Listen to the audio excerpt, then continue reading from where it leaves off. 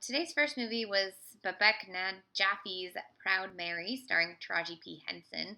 But first, I want to talk about how irritating trying to see this movie was. I generally go to like three theaters here in Atlanta. The Midtown, that's where all the art house plays, the Terra, and Atlantic Station. I wanted to go see this movie on opening night. Atlantic Station's near my house, so I was going to go there. And it turned out this movie was only playing in the VIP section or the RPX, like, fancy section, both of which cost $20. And I was like, I'll come see it in the matinee tomorrow. Like, I don't want to pay $20. And I asked them what the 12 p.m. Ticket price was, and they told me 13. And I was like, that's great. I get there, I find out, and this is not online, by the way. It's not listed online this way. The 12 p.m. is not $13. It's still in the VIP section, and it cost me $19. I can see two matinees for $9 each at the Midtown, and like the Terra, you can get beer at the Terra and not have to do VIP and not pay exorbitant prices. The VIP is literally so you can buy alcohol and have these like recliner seats that aren't really all that much more comfortable than your regular seats, and also you can't put your feet down if you're short. So I was a little irritated going into this. And yes, I could have gone to like one of the further theaters that are far away and for cheaper, but at this point I had driven to this theater twice and I was just like, fuck it, and went and saw it. I don't appreciate paying $20 for a movie in January unless it's like an Oscar nominated film, and even then I'm still trying to see the $9 movies. Movies are too expensive. So I enjoyed this film. It was not really what I expected, but I still enjoyed it, and mostly because Taraji P. Henson is so endlessly entertaining that I enjoy watching pretty much anything that she does. And I think there's aspects of this movie that I think probably people didn't enjoy that I dug, which often happens. Like, for example, her character does not look as sleek as you would expect. And I think that's because, it could be because the director's terrible. I don't know. But what I got from it was that she's this hit woman who got manipulated to be into this crime life. You find out basically she was taken off the streets and brought into this life, but essentially she's turned into a slave to this mob family that will continue to hold over her life as if she owes them everything. And she looks like a broken woman from the get-go. And when you meet her, she's already kind of broken because she's stuck in this vicious cycle. But then in the opening sequence, she does her job and assassinates someone only to discover they also have a son. And she is like, oh shit. And it takes her a year to track this son back down. She's watching him. She's not sure what she's going to do.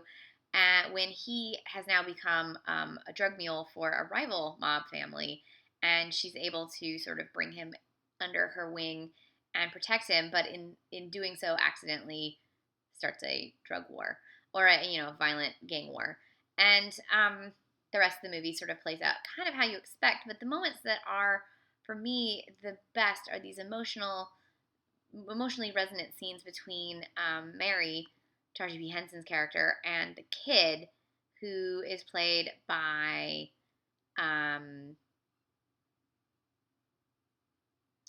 Jahi Diallo Winston. I think he must be new. He does not have a Wikipedia page. He was great.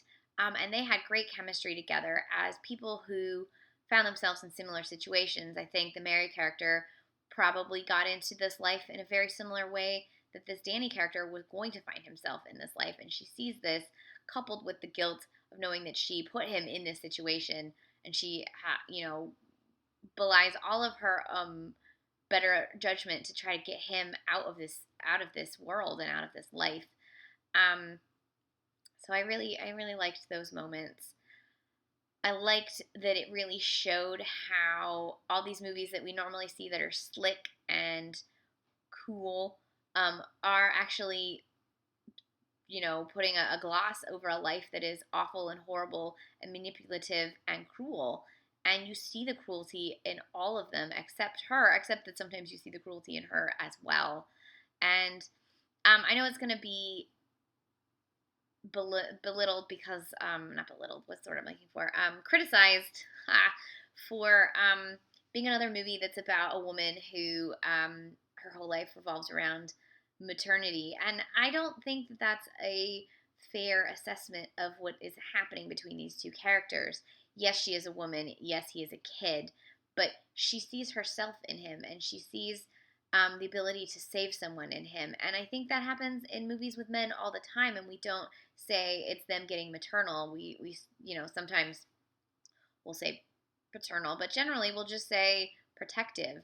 And I don't see that, like in the Equalizer, the protective instincts of Denzel Washington's character.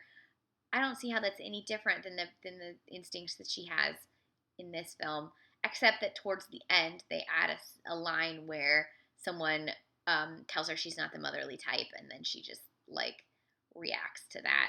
I think if you, I hadn't for once thought of it that way until they did that joke, and then I was like, oh. So I feel like if they had left that line out, it could have been just a movie about someone seeing a kindred spirit and saving them, whether she's a woman or not. So that's unfortunate. But I also liked that they had this sort of lush life, but they never soak in it. Like, she has this nice house because she's a mob, hitman, but they don't like it's utilitarian for her. She doesn't like luxuriate in it, and they don't sort of do um rich porn or anything. They just have it like this is her reality. But I feel like the character wouldn't give a shit that she had this fancy apartment if she could have a more fulfilling life.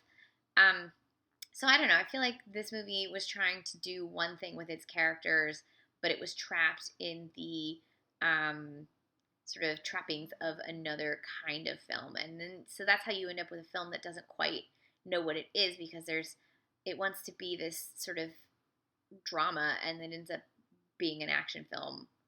And so neither the drama nor the action get to be developed enough to satisfy drama fans or action fans. I will say, though, that I recently watched Foxy Brown last year, and part of what I liked about that film was its mixture of action and heartfelt sociological drama within Foxy and her neighborhood and her desire to do good for the neighborhood. Now, in that case, she was a good guy, not a bad guy, and in this case, she's a villain or an anti-hero. But you see that she sees the impossible situation that someone from the socioeconomic background of this kid is in, because she was in a similar situation and she's trying to find a way to make it better. So I don't know. I enjoyed it. I'm not going to say it's like the best movie of all time, and it's definitely a January film, but I don't think it's a terrible film either, and I wish that it would do better. What else was I going to say? Yeah, I just like Taraji. She's so fantastic. Every time I see her, I think about her character in Something New. She's so good in that movie. Everyone in that movie is good. Watch Something New. It's a romantic comedy. It's not an action film. But anyways, I enjoyed this film. I think I've seen less of these sort of films, so I'm not as I think tired of the cliches because I'm not used to them. So maybe it's nice to not see too many of one kind of film, so then everything seems fresh. I don't know. I will say I enjoyed having Danny Glover and Margaret Avery together again. They were both obviously in The Color Purple. I like Margaret Avery. She is always great, even if she was only in the scene for like a handful of seconds. Oh, there was a great cake, really great cake. Oh my god, I wanted to eat that cake. It was a red velvet cake, iced in white, and it looked so good. It was one of those cakes with like the two layers where there was the cake and then the icing, and then you cake it again, and then you ice, and then when you slice it, you've got icing in the middle of the slice. Oh my god. Whew, that cake was filmed well. I wanted to eat it. yeah, anyways, this is Proud Mary. I enjoyed it. I wish I didn't have to pay $19 to see it. I don't need a VIP. I just need a seat and a floor that's not sticky. That's all I want out of a movie theater. Anyone who runs a movie theater is watching. This was Proud Mary. Just came out this weekend. Stars Taraji P. Henson. Check it out.